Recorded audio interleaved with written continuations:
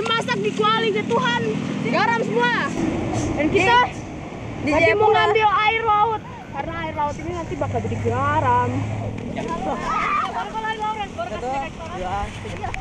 Kami adalah siswa kelas 9 SMP Negeri 2 Jayapura. SMP Negeri 2 Jayapura adalah salah satu lembaga pendidikan menengah terkemuka di Kota Jayapura, Provinsi Papua, Indonesia.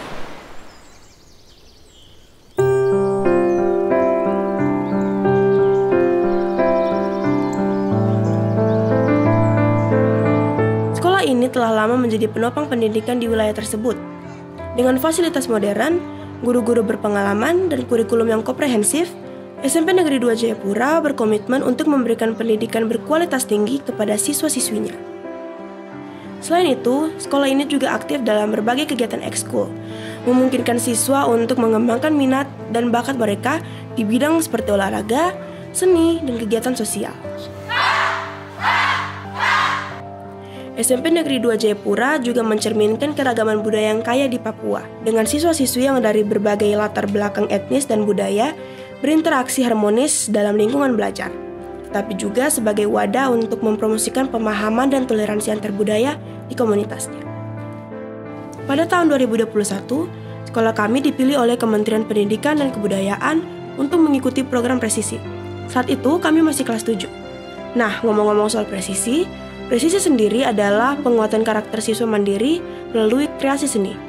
Kami berlima menjadi satu kelompok belajar yang membuat garam sebagai pilihan karya yang kami kerjakan selama 2021. Awal mula kami terbentuk adalah tepat pada saat guru kami melakukan sosialisasi pada kami. Mulai dari situ kami membentuk kelompok dan pada akhirnya berefleksi dan berdiskusi. Dari hasil diskusi yang kami lakukan, kami menemukan bahwa kami sama-sama mempunyai pertanyaan yang besar tentang potensi laut di Papua.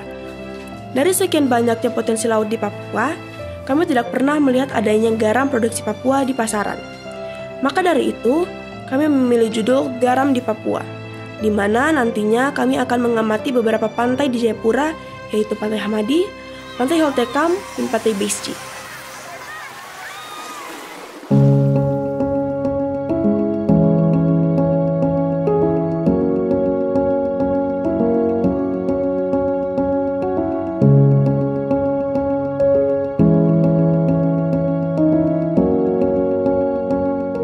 Pantai Besji atau dikenal juga sebagai Tanjung Ria terletak di sebelah utara kota Jayapura, Papua. Pantai Besji berlokasi sekitar 10 km dari kota Jayapura di distrik Jayapura Utara dan berjarak 20,6 km dari SMP Negeri 2 Jayapura. Pantai Besji memiliki sejarah yang erat kaitannya dengan Perang Dunia Kedua. Pada tahun 1944, pasukan sekutu mendirikan basis militer di kawasan Tanjung Ria dan memberinya nama Besji Camp. Setelah itu kami mengobservasi Pantai Hamadi, terletak kurang lebih 5 km sebelah selatan pusat kota Jayapura, tepatnya di distrik Jayapura Selatan, Kota Madia, Jayapura, Provinsi Papua. Berjarak 9,6 km dari SMP Negeri 2 Jayapura. Pantai ini merupakan tempat bekas dari serpihan Perang Kedua yang mana merupakan tempat pendaratan pertama pasukan amfibi sekutu pimpinan Douglas MacArthur. Pantai Hamadi juga menjadi objek wisata yang sangat ramai dikunjungi. Biasanya para pengunjung datang untuk berenang, untuk berolahraga, atau sekedar bersantai bersama keluarga dan teman.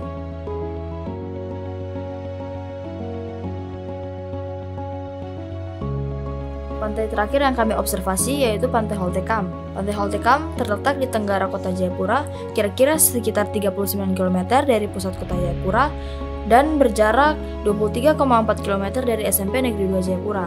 Tujuan kami mengobservasi ketiga pantai tersebut untuk mengamati kondisi pantai dan situasi di tiga pantai tersebut. Selain itu, kami mengambil sampel air untuk dijadikan bahan dasar membuat garam yang nantinya akan kami teliti. Kita lagi di Pantai Holtekam, tepatnya di Hall 2. Dan kita di Hall 2 mau ngapain? Kita mau ambil air untuk dijadikan garam. Kita excited. Ini mau dibawa ke Jakarta. Itu air laut yang akan kita jadikan sebagai garam. Bahan baku garam. Ini asal kalian tahu, ini berpotensi untuk menjadi bahan baku garam. Kedua lagi ini, Demo Daboy. Daboy. Kota Jakarta. Nah itu namanya Daboy. Daboy parah. Japrak Separa.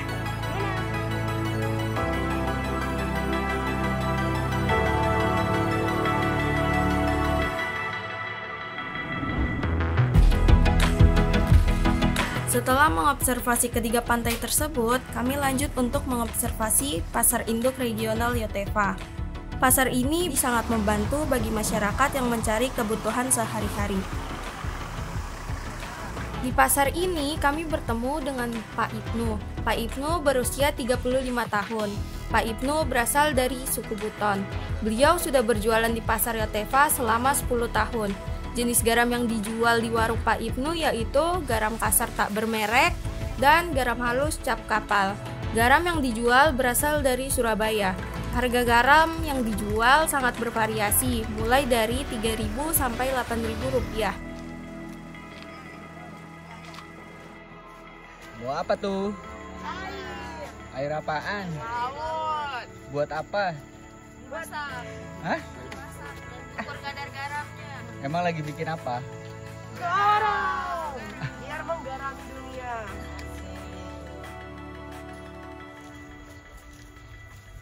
Setelah kami mengobservasi pantai dan pasar, kami juga mengunjungi Lab Kimia Universitas Cendrawasih untuk belajar bagaimana meneliti garam dan menggali informasi tentang mengukur kadar garam pada sampel air laut yang kami ambil.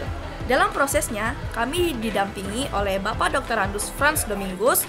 Beliau adalah laboran pendidikan kimia di Universitas Cendrawasih. Ibu Lucinda Arsyad Amsat, beliau adalah kepala laboran pendidikan kimia di Universitas Cendrawasih. Bapak Rahmat Nur Rohman, beliau adalah laboran pendidikan kimia di Universitas Cendrawasih. Berdasarkan hasil pengamatan yang kami lakukan, bahwa air laut di Papua sangat berpotensi menjadi bahan baku garam. Harapan kami ke depannya adalah supaya masyarakat Papua lebih sadar lagi akan potensi alam di Papua, khususnya potensi laut di Papua.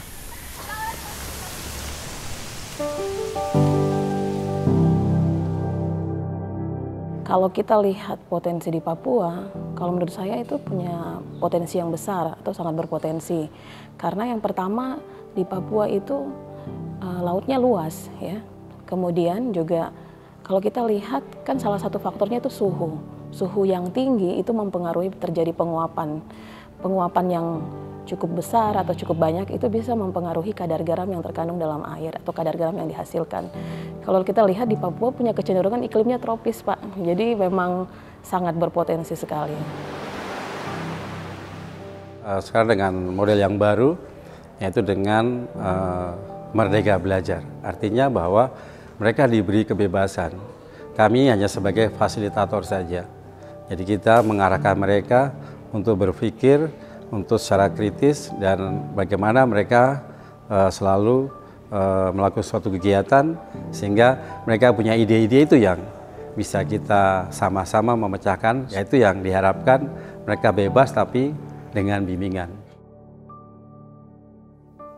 Presisi menurut saya anak-anak itu bisa mengembangkan bakat dan minat mereka sesuai dengan apa yang ada pada diri mereka masing-masing tanpa melihat dengan teman yang satu dengan yang lain, karena karakter anak-anak itu beda-beda.